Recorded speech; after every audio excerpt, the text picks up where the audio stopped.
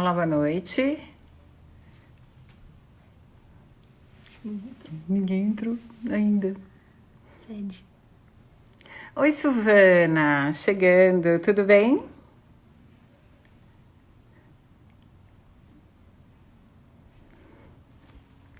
Olá, pessoas que estão chegando, pessoas pontuais, são 7 horas. Olá, Fabiane. Oi, Fabi. Nossa, muita gente bacana chegando. A gente vai esperar um bocadinho, né, para daqui a pouco chamar o Ron. Boa noite, Fabi, seja bem-vinda. Boa noite, Fernando, seja bem-vindo. Olá, Dr. Moraes. Silvana, é certo que vai aprender muito, porque o Ron tem muita coisa para ensinar para a gente, em especial nessa questão de saúde digital, porque ele tem um programa muito interessante na empresa dele, né, que é o Saúde 2030.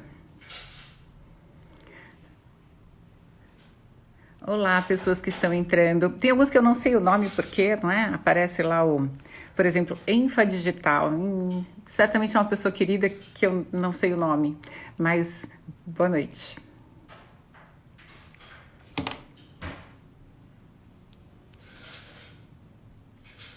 Aí pode também colocar o nome, né?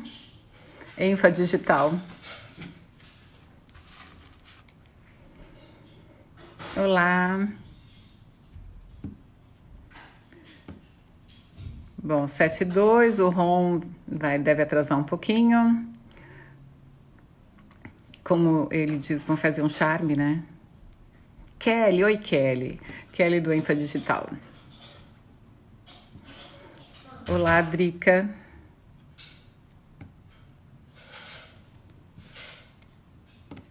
Vamos chegando, pessoas. Último dia do mês hoje, né? A gente já vai começar 1º de julho. Uau! Muito tempo de quarentena. Não sei como vocês estão, mas de verdade, eu tô gostando de fazer home office. Acho que eu vou fazer depois uma live só falando sobre como a vida de cada um mudou, né? A partir da quarentena. Eu sei que para os médicos, num primeiro momento, foi bastante complicado, né? Consultórios com quase nenhum paciente. Espero que muitos de vocês tenham adotado a teleconsulta, a telemedicina. E depois também é bacana quem puder me mandar pelo direct qual foi a experiência, né, das teleconsultas. Levi Light. Olá, Levi Light. Levi, será? Qual será o nome? Larissa. Oi, Larissa. Saudades de você. Muito bem, Silvana, não parou de trabalhar. Ó, a Silvana já tá contando as experiências dela. Olá, Kênia.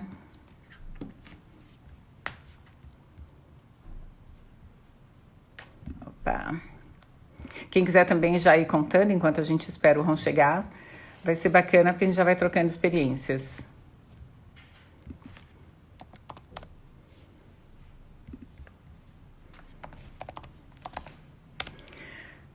Acabei de ver que o Ron achava que era 8 horas, mas é às 7. Então eu tô dizendo para ele fazer a gentileza de entrar aqui.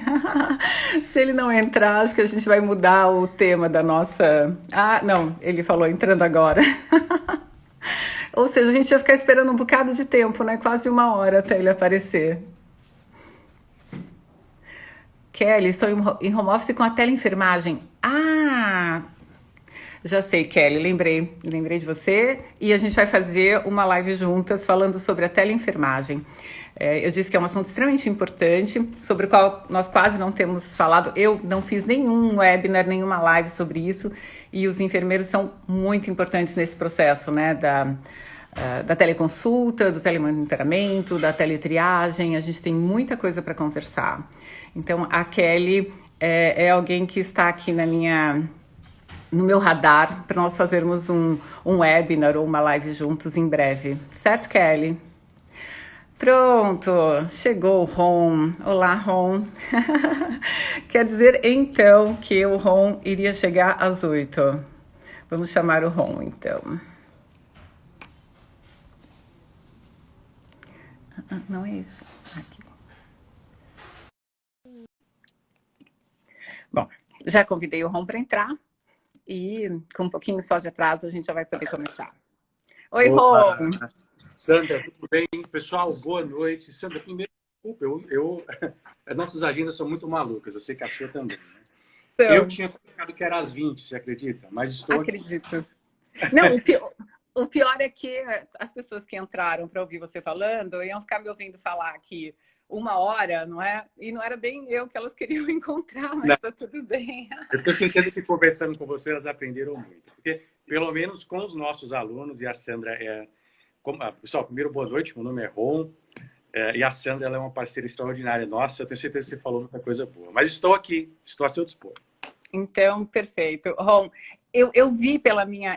Todo mundo sabe, não é, que eu sou inexperiente, que é a minha segunda live, mas eu estou bem entusiasmada com isso de poder convidar as pessoas, e são pessoas muito queridas, com quem eu já desenvolvi parcerias e trabalhos. Ron, você está super escuro.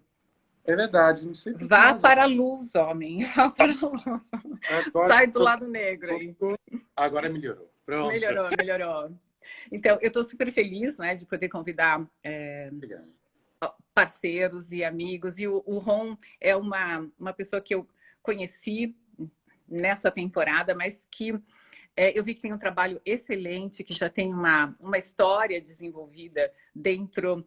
Aliás, assim, a gente vai conversar sobre isso, né? Mas não é só na saúde. Você tem aí uma expertise de vida, né? Em vários projetos que você está trazendo para o Saúde 2030, que é sensacional. Então, assim, isso te deu uma visão muito ampla e você está sempre cercado de pessoas interessantes, de convidados interessantes. E estar ali junto com você em alguns projetos, para mim, é uma grande honra e um enorme prazer, né?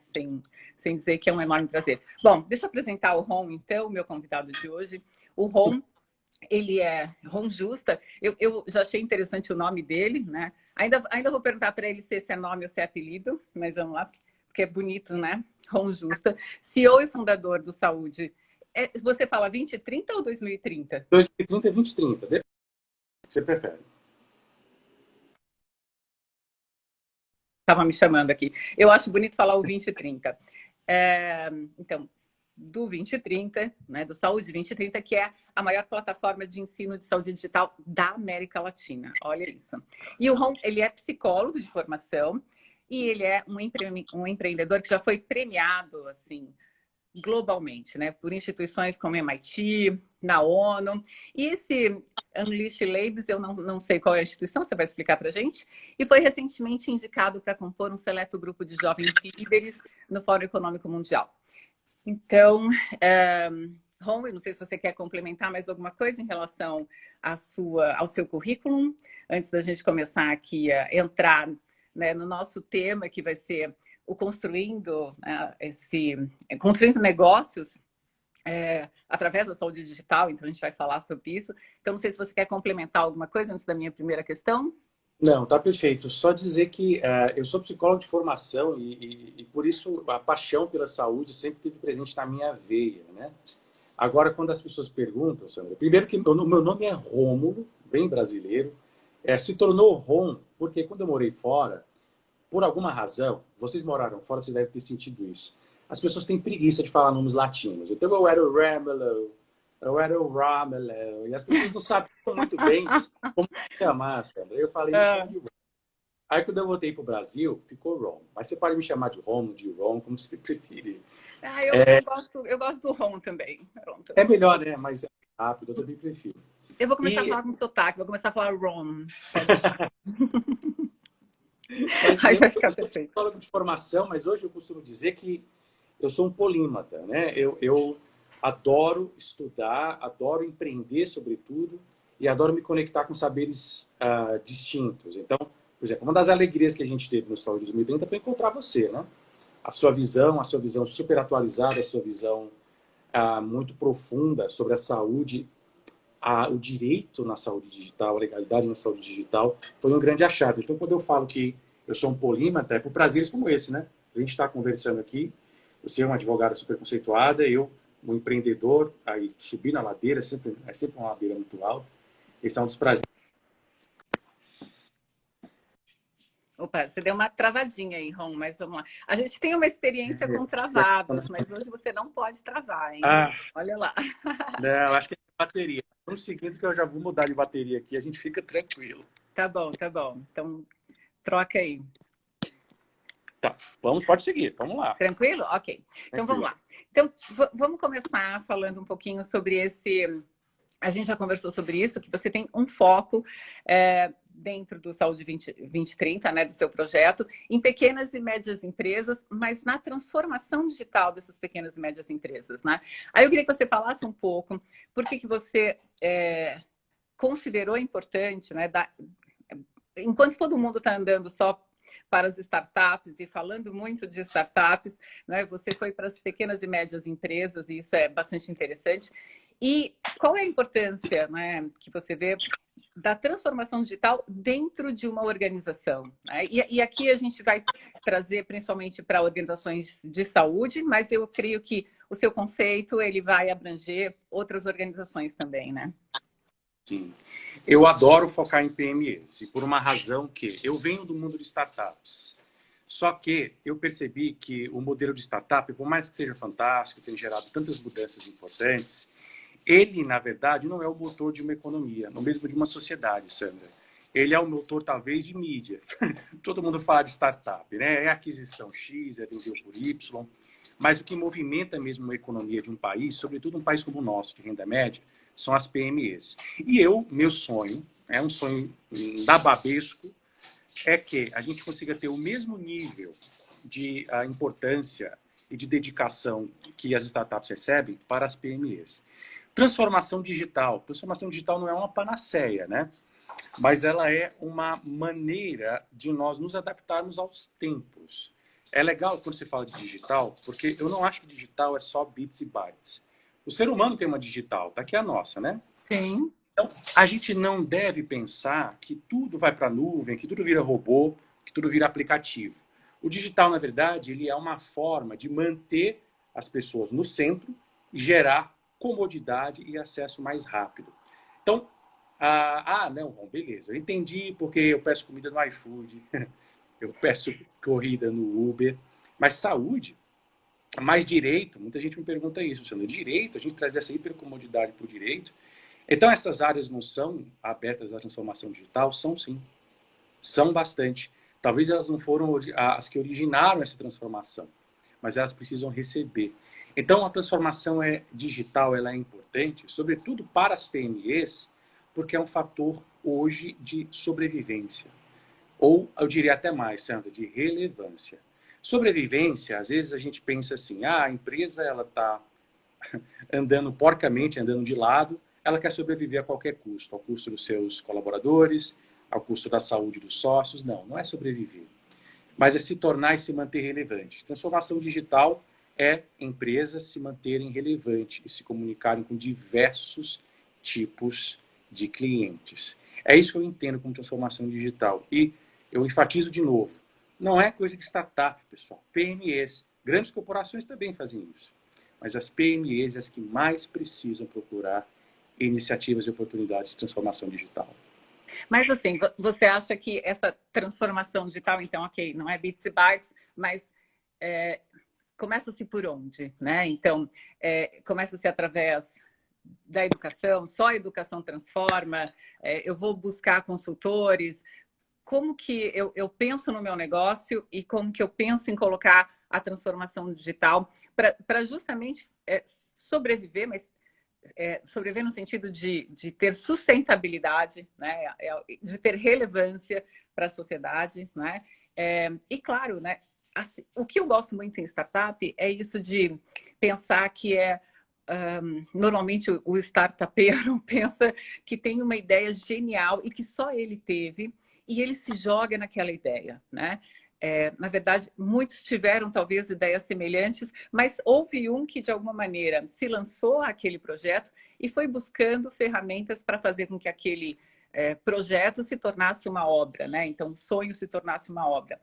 E para quem já está estabilizado numa pequena, numa média empresa, é necessário se reinventar também, né? É necessário buscar novos caminhos, essa capilaridade. E aí você coloca a transformação digital a serviço disso, a serviço de se reinventar de alguma forma, claro, mantendo o core business, mantendo a identidade, mas trazendo outras possibilidades. Então, me fala por onde a gente começa, né? Eu sou pequena e Tá. média empresa, por onde eu começo? Sandra, eu aprendi uma coisa com um dos maiores cientistas de dados do Brasil, que é o Ricardo Capra. Cientista de dados, né? Big Data, aquela coisa às vezes hermética. Em que ele falava assim, o Rômulo, a ciência de dados, ela na verdade é uma cultura de dados. Então, quando você me fala transformação digital, por onde começar? Por uma cultura de digitalização. Essa cultura de digitalização, às vezes, são atitudes pequenas, Sandra.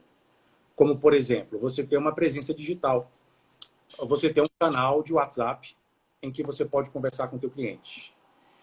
Pode ser, por exemplo, você ter uma forma mais eficiente de armazenar os seus dados. Condizente com a LGPD, claro, né? Porque um expert LGPD aqui, eu vou dizer para você armazenar dados de qualquer jeito, de jeito nenhum. Não, não. Eu diria que para o pequeno empresário ou profissional liberal, eu acredito que aqui tem muito médico, profissionais de saúde, tem um pessoal do curso que é seu fã, está aqui também, algumas pessoas entrando. Eu diria que o primeiro passo é transformações de comportamento. No momento de pandemia, nós temos muito sacrifício de caixa, né, Sandra? Você que cai a demanda, às vezes você, tomara que não, mas você precisou diminuir a carga horária de colaboradores ou até demitir. Então, eu diria que o primeiro passo no momento que vivemos é você tentar se tornar mais digital, a sua presença, a sua marca ser mais digital e, por meio digital, se tornar mais próximo dos seus clientes ou dos seus prospects. Então, de maneira bem objetiva, eu diria, comece observando onde você pode digitalizar os ativos-chave do seu negócio. Hoje em dia, porque realmente nós estamos numa fase de sobrevivência, né, a maioria dos... Eu sei que há casos e casos de abertura, de relaxamento de medidas, depende de cada cidade. Mas há um impacto concreto. Na saúde, por exemplo, muitos profissionais de saúde tiveram seus consultórios fechados, 100% fechados. O que restou a eles? Né? Os procedimentos eletivos, boa parte deles suspensos. Eu mesmo hoje, Cedra, estava conversando com um aluno do curso, por sinal, seu fã, todo mundo é seu fã. Meu Deus. É Eu gosto verdade. do Ron porque ele é de uma generosidade sensacional. Mas, assim, Não, pessoas que são do curso aí do Saúde 2030, olá, olá, não é? Se são meus fãs, assim, falem para mim aí que vocês são meus fãs. Eu acho que é mentira dele, mas ok, não, eu aceito o elogio. é verdade. Mas eu conversava com um colega, um aluno ortopedista, que cancelou 60 cirurgias em 2 meses, 60, né? E ficou um mês com o consultório fechado. Agora, ele, entende, também mobilizado, né, pelo curso, pelo ecossistema de saúde 2030, começou a gerar oportunidades de infoprodutos em educação, cursos, mentorias digitais, tanto para profissionais quanto para público em geral, né? Ou seja, a transição digital foi feita a forceps, né? Não tinha outra escolha, mas graças a Deus, para esse profissional, existia a consciência do que fazer, no caso dele, educação. Então, ele optou por diversificar sua receita por meio da transformação digital. Em prático, Ron, que mostra para o quê? mim, seu Transformação áudio está falhando um pouco. Eu não sei se está digital não é para todo muito mundo. caro, Ron, necessariamente. pessoal, você consegue me ouvir? A sua imagem, para mim, travou. Eu não sei se travou. Agora, você voltou. Pronto. Sandra, isso Não, faz voltou parte das travando. lives, tá? O pessoal que está assistindo sabe disso também. Daqui a pouco. Alô, Ó, o agora. pessoal está dizendo. O pessoal está dizendo que está cortando mesmo e que deu uma travada. Agora voltou. Agora voltou. Agora, Vamos lá. Sandra, live é isso, tá? Acontece. Meu Deus do céu, eu já tive também muitas travadas com live. Pessoal, desculpa aí, mas acho que voltou agora. Então, transformação digital é acessível para a saúde, é acessível para o direito, é acessível para as PMEs. Acho que essa é a conclusão da resposta. Eu acho interessante esse seu conceito, né? Do nascer a forceps, né? Porque, bom, para mim o home está de novo falhando, mas eu espero que esteja me ouvindo, né? Eu acho interessante esse conceito de nascer a forceps, porque nós tivemos aí uma transformação muito grande, né, em relação à saúde. Então, isso de a tal da telemedicina foi permitida. Eu não gosto muito, né, desse conceito, porque não é bem isso.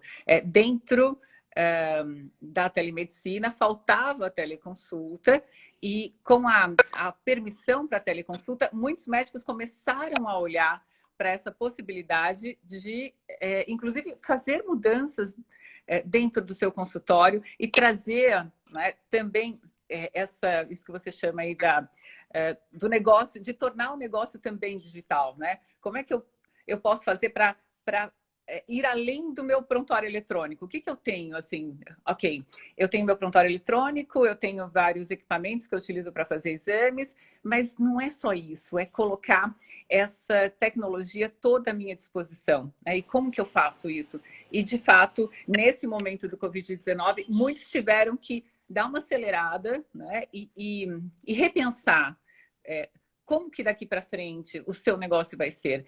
Nesse sentido, valeu o chacoalhão, né? Eu acho que isso é bem interessante. Eu acho que em todas as crises há questões que são positivas e negativas. Como disse um amigo meu ontem num webinar, sempre há pessoas que estão enriquecendo, sempre vai haver pessoas que estão empobrecendo, né? Então, assim, a cada momento você tem... Ele até disse assim, sempre há pessoas aproveitando da crise, não é? E nós temos visto muitos políticos que estão se aproveitando da crise para uma série de coisas, né? Inclusive para poder desviar recursos, mas até ele brincou assim, bom, aqueles que desviavam recurso da merenda, como não tem mais merenda, né, nesse momento, porque as escolas estão sem haver aulas, eles vão desviar recursos da saúde, porque agora é o nosso mote. E isso é muito triste dentro da nossa sociedade, né? Assim, é necessário mesmo haver uma mudança de conceitos. E essa mudança de conceitos, eu acho que ela acompanha essa revolução digital, né? A gente começar a pensar de uma maneira mais abrangente. É como se a gente começasse a, de fato, capilarizar o nosso pensamento. Porque nós, seres humanos, deveríamos ser assim, né? Eu não posso ser só do direito, como você não pode ser só da psicologia. Não é possível que a gente seja assim, porque a gente não é limitado. É o contrário disso, né? A gente é muito mais do que do que a nossa formação central, né? Tudo me interessa a medicina, me interessa a literatura, me interessa a psicologia, me interessa a história, e tudo isso é importante no momento em que eu vou, inclusive, desenvolver um negócio, né? Eu acho que bom, Perfeito. me empolguei porque tem a ver com vocês que eu estou falando. Conta pra gente, então, como é que nasceu esse seu projeto do Saúde 2030, né? O que quando você pensou nessa empresa, qual era a sua proposta? Eu sei que o seu core business é educação, né? Mas você pensou, eu quero oferecer esses cursos, e depois você percebeu que havia aí uma demanda para outros cursos. Quem que é seu público? Conta pra gente. O meu público são, sobretudo, profissionais de saúde e empresas de saúde que querem se adaptar aos novos tempos, né? A transformação digital que a gente falava antes. Como é que surgiu essa ideia, Sandra? Em 2017, 2018, eu estava bastante engajado em investimento de risco em startup, a gestão de ecossistema de startups, né? No Brasil e fora. Só que eu cheguei à conclusão, e isso me surpreendeu bastante, que quando a gente quer acelerar a inovação num país, acelerar inovação numa cidade, num ecossistema, as dificuldades não estão nas startups. As startups, elas vivem de inovação. É um time que se alimenta de inovação. Então, não há obstáculo para a inovação numa startup. O obstáculo está no lado eu vou colocar entre aspas, tá? Velha economia. está do lado dos profissionais daquele setor que são resistentes, não sabe nem por que motivo, mas são resistentes à transformação. Eu experimentei isso no agro brasileiro, experimentei isso no varejo brasileiro e, por ser psicólogo, sempre ficava olhando como é que a saúde reagia a isso, né? Eu vi no começo, eu estou falando isso não é há muito tempo, tá, Sandra? 3 anos. Eu vi a dificuldade que existia para a inovação dialogar com profissões tradicionais, com conselhos profissionais, com hospitais até. E aí eu me dei conta que eu deveria colocar minha atenção, o meu recurso, não somente nas startups, essas já estão no caminho de crescimento. Eu deveria, na verdade, me dedicar a educar os profissionais que já estão no mercado, né? Então, quando eu tive esse insight, eu pensei, eu vou começar por onde? Parecia que eu estava profético, né, Sandra, nessa época aí. Sim. Eu pensei, a gente pensou, não, vamos começar pelo direito, né? Vamos começar pela finanças. Como nós somos polímatas, a gente adora um monte de coisa, eu sou como você. Uhum. Mas eu olhei para o Brasil, olhei para a América Latina e pensei, não, é saúde, né? É o maior ativo que existe e é o mais mal distribuído, talvez, que existe também.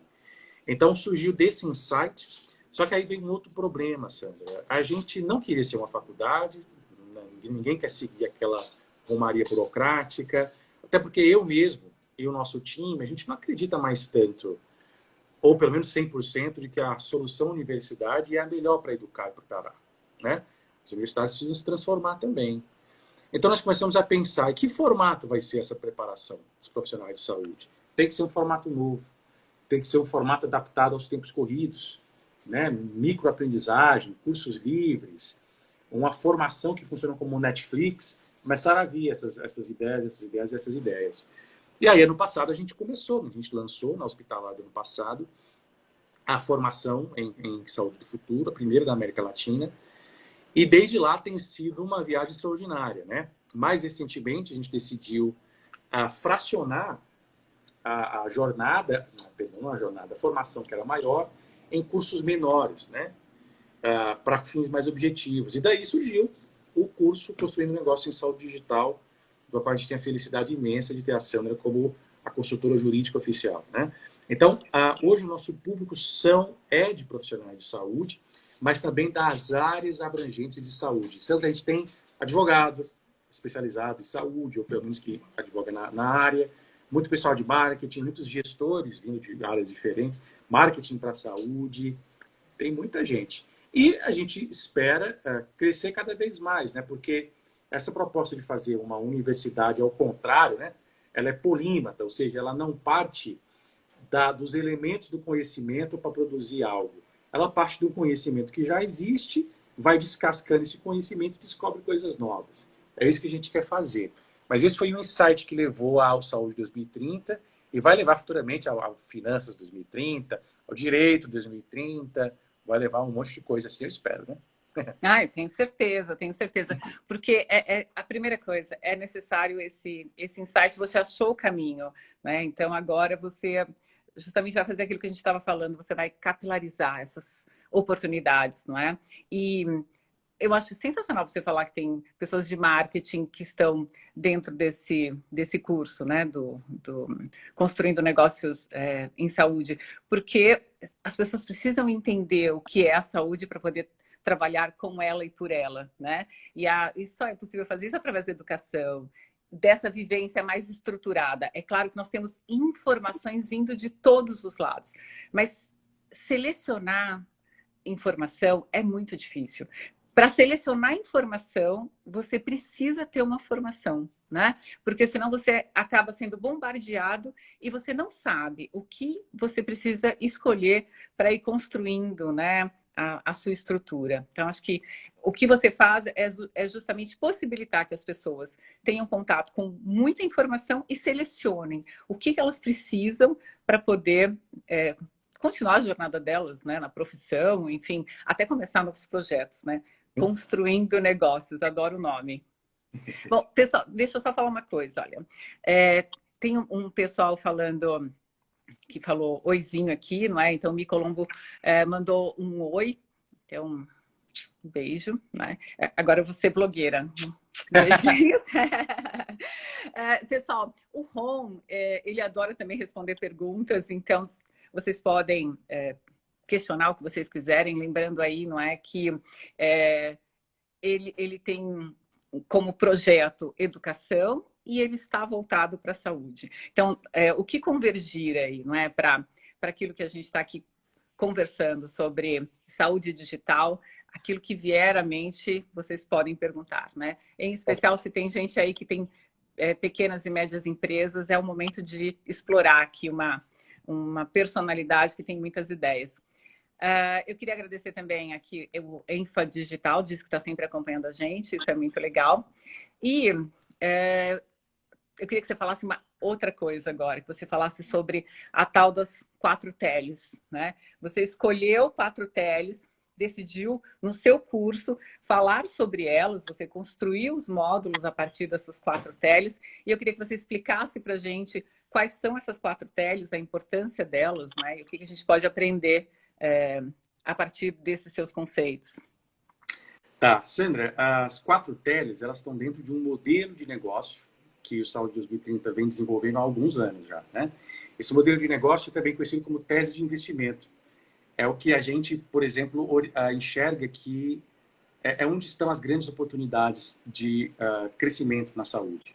As 4 teles, elas estão dentro de um modelo chamado 4T, 4P, que é assim, é muito curioso. São 4 teles que a infraestrutura tecnológica provém no 4 Ps de valor, que são prevenção, personalização, precisão e pervasão.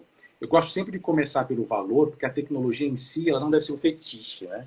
A tecnologia ela deve servir ao valor.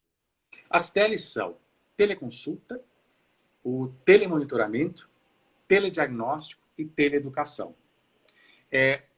Aí você até pergunta, Ron, peraí, mas teleeducação em saúde? Sim, por que não? Né? A literacia em saúde, por exemplo, é um termo que poucas pessoas conhecem, mas é o falar simples e compreensível em saúde. Além disso, o potencial preventivo de ações de educação em saúde é enorme, né? Pois bem, essas 4 teles, elas, quando combinadas, elas geram o que nós chamamos de a nova saúde. Uma tele separada é limitada. Certamente você recebe um monte de pedido de esclarecimento, de consultoria sobre a teleconsulta, né? Inclusive, lá no curso, foi talvez onde você foi mais bombardeado de perguntas na questão da teleconsulta. E é curioso, eu estou vendo que tem médicas agora, que tem uma médica também, né? Começando a se digitalizar, que legal, que bom. Mas você sabe uma questão que eu já te adianto até. A teleconsulta, na verdade, ela vai ser uma nova commodity. Uhum. A experiência da medicina, mas também da saúde como um todo. É claro, e a senhora sabe muito bem, que depende da profissão, né? Tem conselhos que são mais proativos contra isso, outros são mais refratários. Mas vamos pegar o exemplo da medicina. A teleconsulta, ela é uma nova commodity, e assim vai ser. Obviamente que existe um período de ajuste, Sandra. Nem todas as consultas, nem todas as especialidades, ou nem todos os momentos, né? Ou as mazelas pedem uma teleconsulta. Às vezes, realmente, você precisa ter a manualidade, vamos dizer, né? Tem que ser uma coisa palpável. Mas a teleconsulta daqui a pouco não vai ser diferencial competitivo. Hoje não vai ser. Ela vai ser o suporte das demais teles. E aí eu já vou até adiantar um spoiler aqui, né? E aí você deve me perguntar, entendi, Ron, então qual é a tele que de fato vai gerar o grande diferencial para a minha profissão? Tem mais 3 aí, né? Teleeducação, telediagnóstico e telemonitoramento. Eu costumo dizer que o telemonitoramento é o que vai ser o próximo passo da teleconsulta, né? Teleconsulta torna mais acessível o contato do paciente com o profissional, mas não resolve o problema de que o profissional não consegue estar o tempo todo do lado, sobretudo pacientes crônicos, né? Para poder fazer as medições, para fazer as intervenções no momento certo. Isso é o que o telemonitoramento pretende fazer. Teleconsulta e telemonitoramento serão, acredito, né, os grandes diferenciais de carreira daqui para frente. Mas os meus 2 cents, como a gente diz nos Estados Unidos, né, onde é que eu botaria meus 2 centavos? Onde eu acho que existe mais valor para ser desenvolvido? Teleeducação. Por quê? Não existe teto para crescer em teleeducação. Você pode ser um microinfluenciador, você pode ser um publicador de livro, você pode ser tudo isso junto e ainda ter um canal de cursos. Você pode ter uma plataforma por assinatura com seus conteúdos E você não necessariamente está preso, ou presa, ou limitada a só interagir com um paciente, né?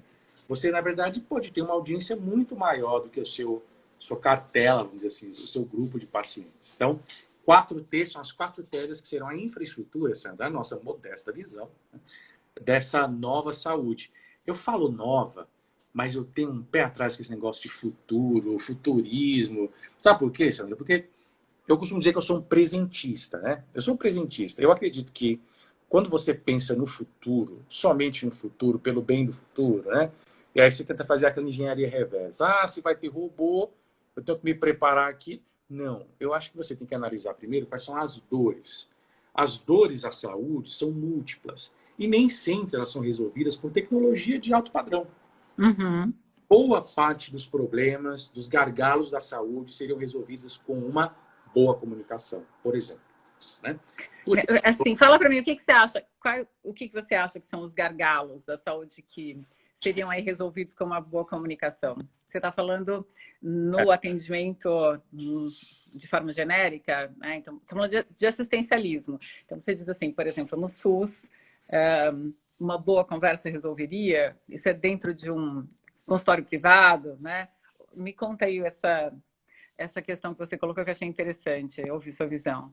Eu acho que saúde como um todo, seja saúde suplementar, seja saúde pública, veja só, essa é a realidade que acontece em muitos consultórios, muitos hospitais. Você tem profissionais que estudaram anos e anos, matérias difíceis, e saem de lá com uma tremenda carga de conhecimento na cabeça, que não necessariamente eles ou elas sabem comunicar ao paciente.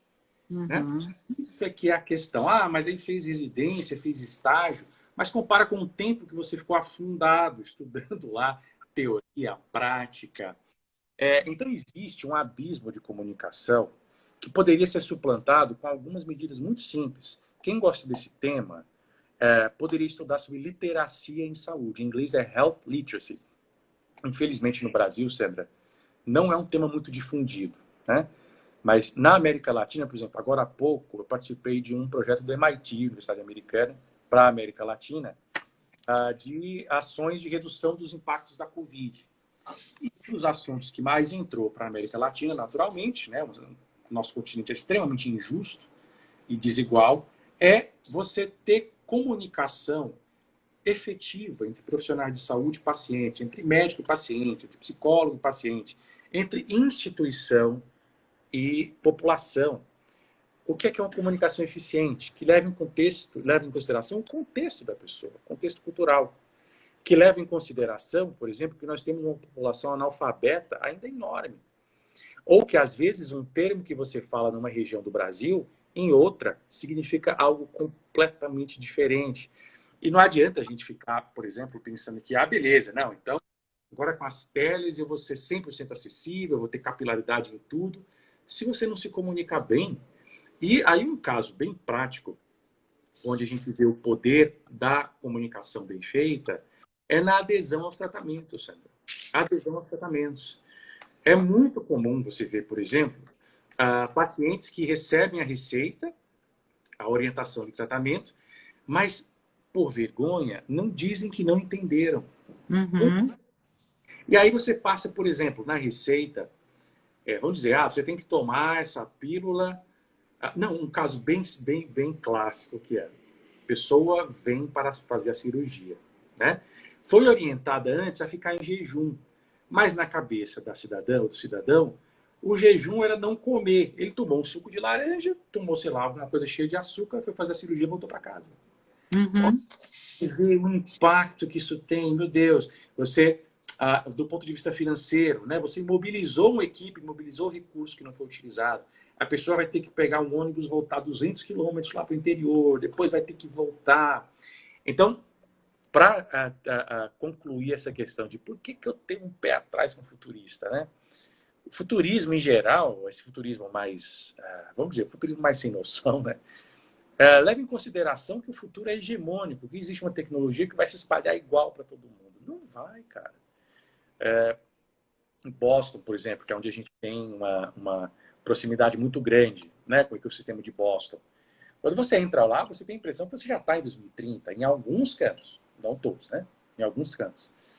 Até Boston tem diferenças, mas você entra lá. Imagina. E aí, quando você sai de Boston e vai para o sul dos Estados Unidos, não estou nem falando descer de volta para nós, não, para a América Latina. Você vai para Alabama, você vai, sei lá para onde, você vai para o Missouri. É completamente diferente essa realidade. E aí eu até brinco que o futuro não é temporal, Sandro, o futuro é geográfico. Dependendo de onde você está no ano X. Eu estou agora em São Paulo, capital. Se eu saio um pouco mais, eu moro na Bela Vista aqui, né? Se eu saio um pouco mais, eu volto algumas décadas atrás, em matéria de saneamento básico, em matéria de acesso a serviços. Então, eu sou um presentista empolgado com as tecnologias, contanto que elas atendam a dores reais, e não a dor de fundo de capital de risco. Quer que cresça a todo custo e vá para todo canto e acabou. Nossa, eu adorei essa sua colocação, né? De que o futuro é geográfico mesmo, ou não é? É isso mesmo, porque você tem toda a razão. É verdade que nós estamos, a depender de onde você mora, ou até do seu nível socioeconômico, você está num momento, numa fase da vida, enquanto outros vão demorar para chegar, né, até onde você está. Sensacional. Tá vendo? Eu não falei. Você já está aí. Minha cabeça já deu, né, uma balançada. Porque é isso mesmo. Quando eu falo sobre telemedicina, você sabe que é um assunto sobre o qual eu falei muito por esses tempos, embora, né, já tenha sido até tema da minha dissertação, né, de doutorado, e eu vi o quanto realmente a telemedicina pode ser útil, né, para as pessoas que não têm acesso a médico. Então, quando eu comecei a falar sobre isso nos webinários, mas claro que focando mais na questão da teleconsulta, porque esse foi o grande momento mesmo, em que a gente falou de mudança de comportamento, né, de vários médicos fazendo esse atendimento à distância, etc. Eu disse exatamente isso. Olha, peraí, quando a gente fala como é que vai ser a telemedicina daqui a pouco, a única coisa que eu quero pensar é na telemedicina aplicada à saúde pública e trazendo o benefício que ela pode trazer. E aí eu não estou falando só de teleconsulta, aí eu estou falando de todas as possibilidades dentro da telemedicina, né? E tem muita coisa realmente para a gente fazer. E para cada, até eu digo também, uma coisa é, eu estou aqui na minha casa, muito bem, obrigado, eu escolho se eu quero me deslocar para ir ao médico ou fazer uma teleconsulta. Outras pessoas não têm opção, né? Então eu gosto de eu acho que é importante a gente situar também. Ok, existe todo um modelo ideal para se fazer um atendimento seguro, mas em alguns casos você vai fazer um atendimento com o que você tiver, não é? Se é telefone, se tem imagem, se não tem imagem, se tem internet, se não tem internet, a gente precisa levar para a pessoa aquilo que ela precisa, né? O que você está colocando aí de reconhecer qual é a dor e buscar levar, né, a solução ou pelo menos atenuar essa dor. Sensacional, é isso mesmo. Eu estou vendo que um amigo, o Bruno, entrou aí, fiquei super feliz. A revista Absolute, que eu não sei se é a Beni, mas se for, boa noite. Acho que o Xiga também entrou, então eu vi umas pessoas passando. Eu já disse, né? Eu não tenho muita experiência, então eu estou prestando atenção no home e aí as pessoas vão passando e eu não vejo quem passou, mas enfim, eu vi que tem pessoas queridas por aí. Adorei, Ron. Só por isso já valeu essa live. Tem uma questão que você já deu até um pitacozinho assim, falando, né, que eu não sou a especialista em proteção de dados, mas eu realmente gosto muito do assunto e cada vez quero estudar mais. E claro, se você pensa em educação, a educação também está voltada para isso, né, de proteger os dados de uma pessoa. Eu já falei sobre isso com você, né? Proteger os dados de uma pessoa é proteger a pessoa, porque a pessoa nada mais é que os dados, né, que a compõem. Então, para os outros, eu sou o meu nome, eu sou o meu CPF, eu sou o meu RG, eu sou a cor do meu cabelo, eu sou a cor dos meus olhos, eu sou o meu endereço e etc.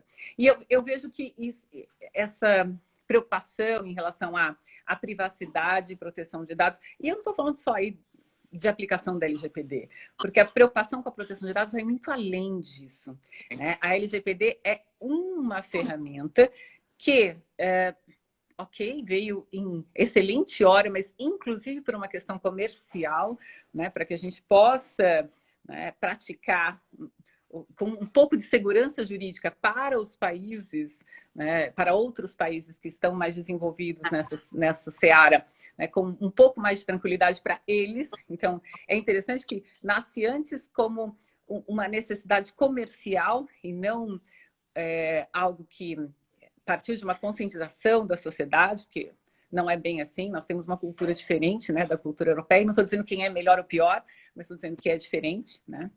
Então, eu vejo que você já tem aí essa preocupação, que me parece que é inerente, é nata às suas atividades. E eu queria que você me falasse um pouco sobre proteção de dados e sobre privacidade. E até a gente fez, né, a gravação de uma mesa sensacional, que eu adorei, a semana passada, com a intervenção do Felipe, nosso amigo português, que foi bem bacana. Foi bem legal.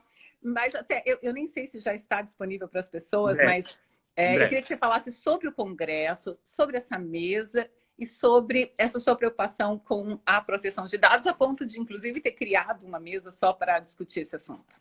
Claro. Sandra, o Saúde 2030 ele vem produzindo diversos eventos e cursos, alguns pagos, alguns gratuitos, né? Dentre os gratuitos, a gente tem um congresso curiosíssimo, porque é um congresso infinito, ele não tem data para acabar.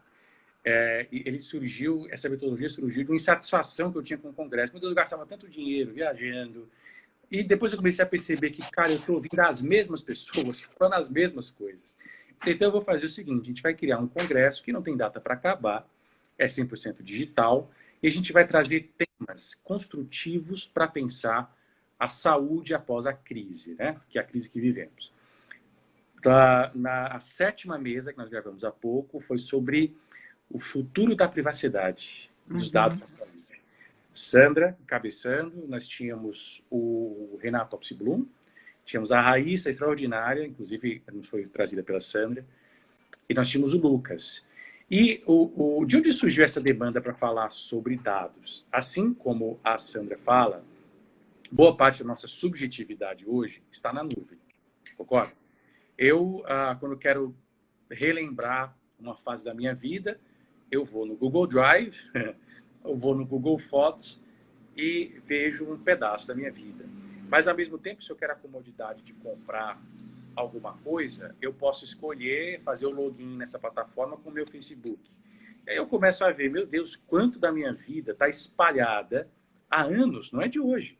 Desde quando você tem Facebook? Né? Eu nem uso mais, mas eu acho que eu entrei no Facebook há 10 anos, talvez. Né?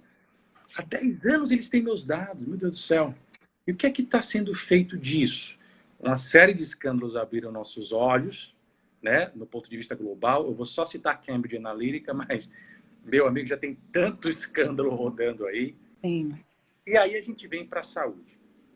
Obviamente, nós somos entusiastas de uma saúde acessível, que necessariamente vai passar pela digitalização.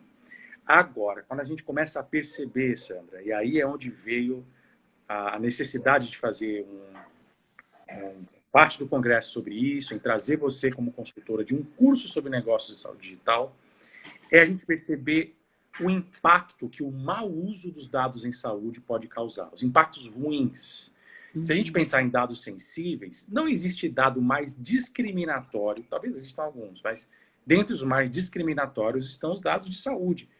Imagina você, isso é real, isso já acontece em vários locais do Brasil até, mas do mundo também. Imagina você ter o seu histórico médico, que revela que você tem uma doença crônica, sendo utilizado como parâmetro para ser selecionado no emprego. O RH tem acesso, por algum fim espúrio, ao seu perfil médico. E sabe-se que você, por exemplo, tem uma doença crônica. Aí o RH pensa, caramba, o RH do mal, né? Pensa, não, eu não vou contratar essa pessoa porque eu vou ter problemas mais lá na frente. Muitos outros casos. Se a gente fosse aprofundar, por exemplo, na questão do mapeamento genético, né? Uma tecnologia revolucionária que a gente quer muito, muito, muito que se expanda, mas traz o risco de você não ter domínio nem sobre a sua intimidade genética. Esse dado vaza. esse dado pode ser utilizado, inclusive, para lhe extorquir. Por que não, Sandra? Né? Olha, eu tenho uns dados aqui, os seus dados genéticos que falam isso e aquilo. Eu posso te cobrar uma grana para você liberar. Isso já acontece com sequestro de dados em instituições de saúde. Né? Tem casos disso aí. Então, para a sentência da privacidade de dados, é uma importância correlata à sustentabilidade da saúde digital. Se não houver segurança de dados, se não houver respeito à privacidade dos dados, eu vou falar de saúde, mas é em geral, mas pegando em saúde. Se não houver isso, se não houver formas de contornar vazamento, que tem dado, vai vazar, né? O Renato Top falou isso. A única coisa que eu sei é que vai vazar. Bom, se não tiver como contornar isso, não tiver como proteger as pessoas, os indivíduos e seus dados, a saúde digital é só uma quimera. Ela não é possível. Ela vai adoecer muito mais do que curar. Essa é a profundidade da importância que a privacidade de dados tem para a saúde digital. Sensacional. Deixa eu só fazer tem uma curiosidade aqui. Eu faço parte de um grupo que é do Instituto Brasileiro de Direito e Informática. E aí, há pouco tempo, colocaram um post que trazia a seguinte informação, que são necessárias 191 páginas para listar tudo que o Spotify pega de dados da gente. A hora que eu li, e não foi... Uma coisa é você ver isso num grupo de amigos que não têm compromisso, não é, com aquela informação, no sentido de não precisa ter um lastro de credibilidade. E outra coisa é você ver dentro de um instituto, né, que se propõe a justamente estudar, em especial, essa questão da proteção de dados. 190 páginas só para dizer tudo que eles captam, né, da nossa vida. Então, quanto de informação tem lá? E, detalhe, né, a gente autorizou tudo, entendeu? Sim. Nós autorizamos tudo. Aí o bacana vai ser justamente a gente exercer, né, a nossa autodeterminação informativa e quando não quiser mais o Spotify, dizer, por favor, apague tudo que você pegou meu. Exatamente. Sandra, é tão interessante o que você falou. Há vários casos de tecnologia de alto potencial, alto padrão, tecnologias disruptivas, como se fala, dando embaraços jurídicos, né? Mas recentemente a gente teve a questão da visão computacional, em que câmeras identificavam traços étnicos no rosto e, a partir disso, faziam julgamentos, né? De que aquela pessoa ela tem X% mais... Olha isso, tem mais X% mais possibilidade de fazer um furto. Olha isso, né? A máquina alimentada com os preconceitos humanos. Então, eu volto a dizer, né? A tecnologia em si, ela é uma ferramenta, ela não é um fim em si mesmo. E eu espero muito que a gente tenha um direito ágil suficiente, né? Não só um direito, mas uma ética rápida, esperta o suficiente para poder nos guiar nesse processo. O Facebook, recentemente, foi boicotado por inúmeras marcas. Não sei nem se a gente podia estar falando dos nomes. Acho que sim, porque é público, né? Mas ele foi boicotado por uma série de marcas. Por quê? A gente está no Instagram. Porque, por causa dos seus algoritmos, permitiu discursos de ódio na eleição americana. Né?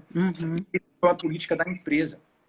A empresa, talvez arvorada em uma concepção duvidosa de liberdade de expressão, né? Porque ele é um discurso de ódio.